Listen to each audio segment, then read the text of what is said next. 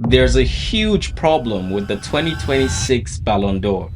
If you believe the award should go to the best player for the entire season, Harry Kane has a ridiculous case. If you believe it should go to the best individual scorer, Kylian Mbappé has 3 golden boots worth of an argument. And if the World Cup decides everything, Spain won it and Rodri was the best player. But Spain's most devastating attacker all season was Lamine Yamal. PSG won the Champions League again with Ousmane Dembele sparkling. Michael Olise created chances like a beast, breaking Messi's World Cup assist record with his first World Cup. And Lionel Messi, at 39 years old, dragging Messi back to the World Cup final. But I'm not sure if I should include him on this. It was just one tournament, about a month of football. 7 candidates, 7 different definitions of best. And that means this year's Ballon d'Or may not actually tell us who the best footballer was.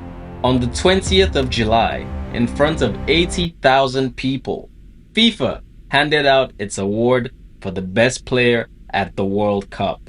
4 days later, a broadcaster published its own ranking of all the players at the tournament, built on 43 separate metrics. Same 8 games, same data. The man holding the best player award came 18th in that ranking. That is not a scandal. Nobody cheated. It is something strange. Because on the 26th of October in London, the same football world votes again for the biggest individual award on the planet, the Ballon d'Or. 7 men have a case, all 7 can be argued, and the people voting have already shown us all summer they do not decide it based on numbers. So the question is not who deserves it. The question is which story wins the room. One of these folders has a number I'm not showing you yet. And when it opens, this entire argument ends. Now, the rules, so we're all very clear on how I'm judging this. Here is what is actually being voted on. The Ballon d'Or does not cover a calendar year. It covers a season. The 1st of August 2025 to the 31st of July 2026. Which means every single minute of the World Cup counts.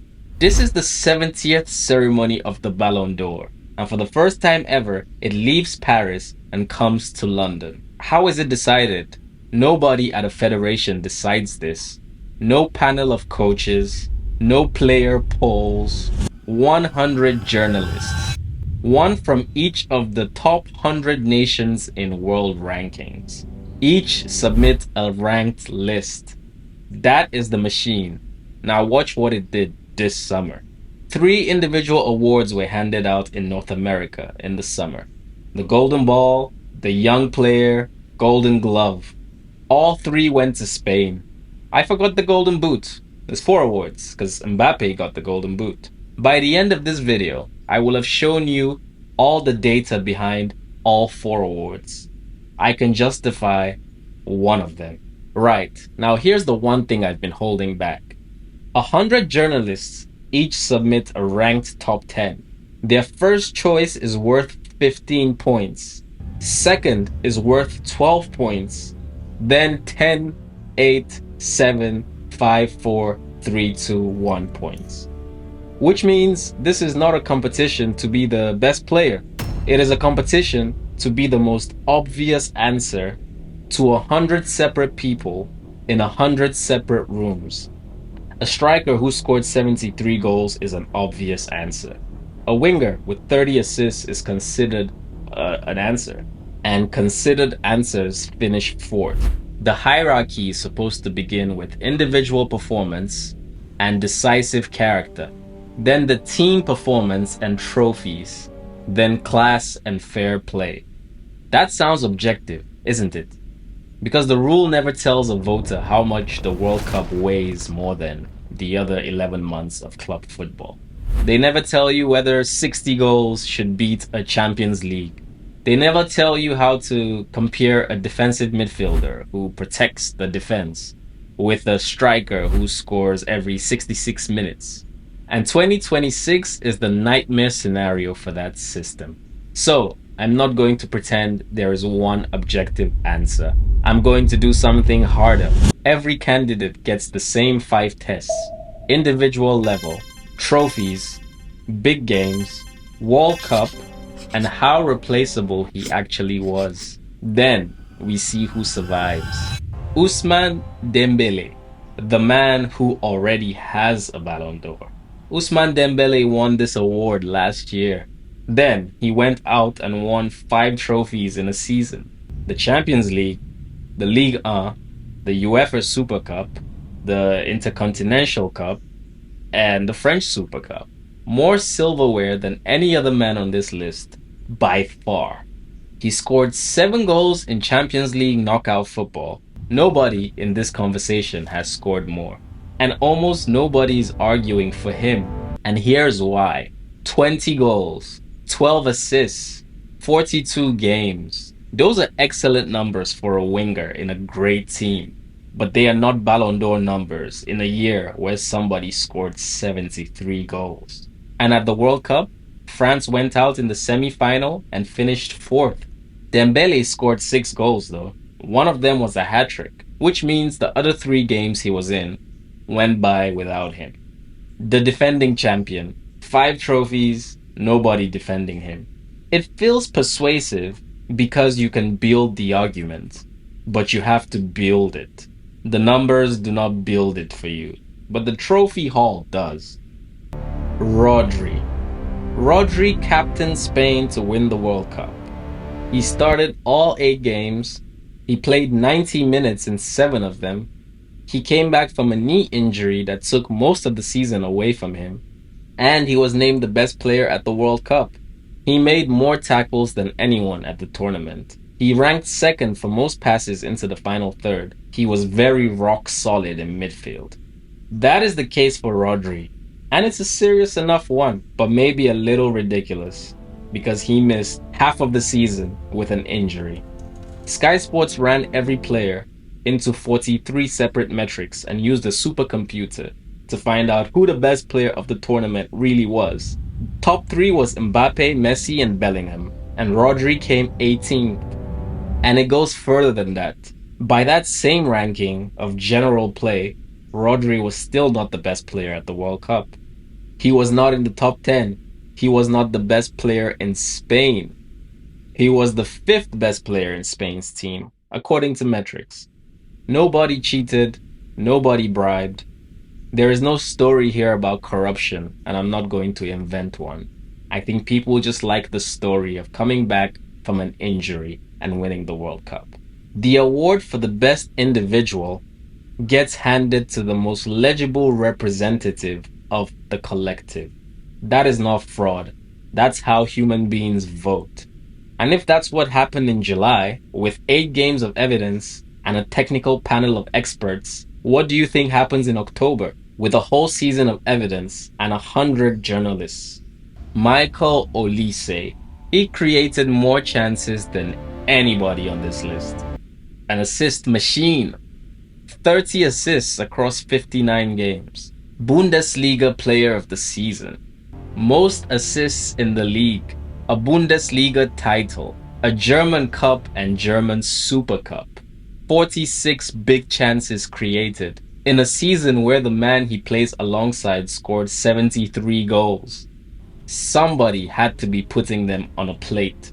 Then the World Cup arrived and the assists came with him. 7 of them, including a record that put his name in the same sentence as Pele. But 0 goals from a reported 20 shots.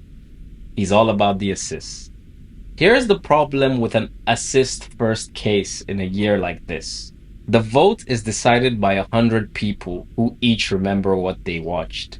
Assists live in the memory of who scores the goal. Goals live in the memory of everybody. That is not fair, but it's the truth. Lamine Yamal.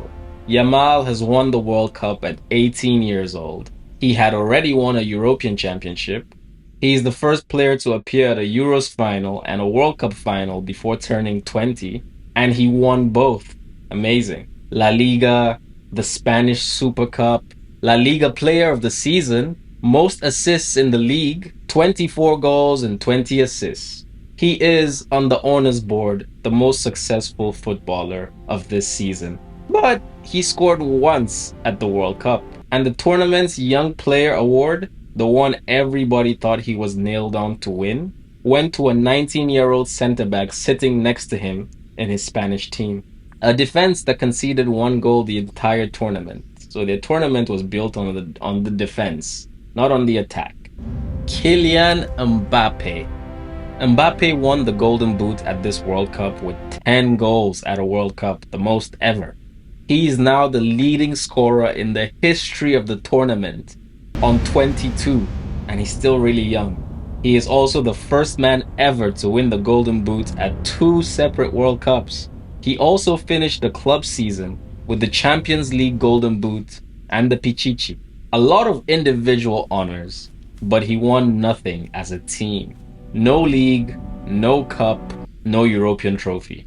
You can say his team let him down this season. Real Madrid's season produced a striker with 3 golden boots and an empty trophy cabinet.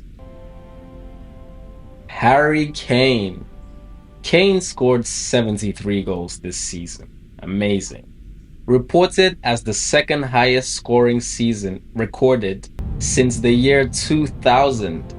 Add 8 assists, add a Bundesliga title, anyone else in this conversation. Add 4 goals scored in finals, in a group of players where 3 of the others scored none. At the World Cup, he scored 6 goals, respectable, and England reached the just showed you. Kane feels like an obvious answer. He's the number that the journalists all put first without explaining themselves. That is a real argument, and I'm not going to sneer at it. Kane has a legit argument. Lionel Messi.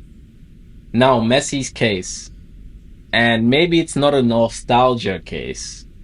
39 years old, 8 goals at the World Cup, including a hat-trick in Argentina's opening game, which he could have had a red card in, by the way. And the broadcasters ranked that game as the best individual performance of a player at this year's World Cup. He should have been sent off, though. I just caveat that with everything I say. An assist against Switzerland in the quarterfinal. Then he set up both goals that knocked England out of the semi-final in a controversial game. He took that team to a World Cup final. He was named the second best player of the tournament. And he plays his club football in Miami in the MLS, Major League Soccer. Which means for 11 months of the qualifying season for the Ballon d'Or, most of the 100 people voting were not watching him.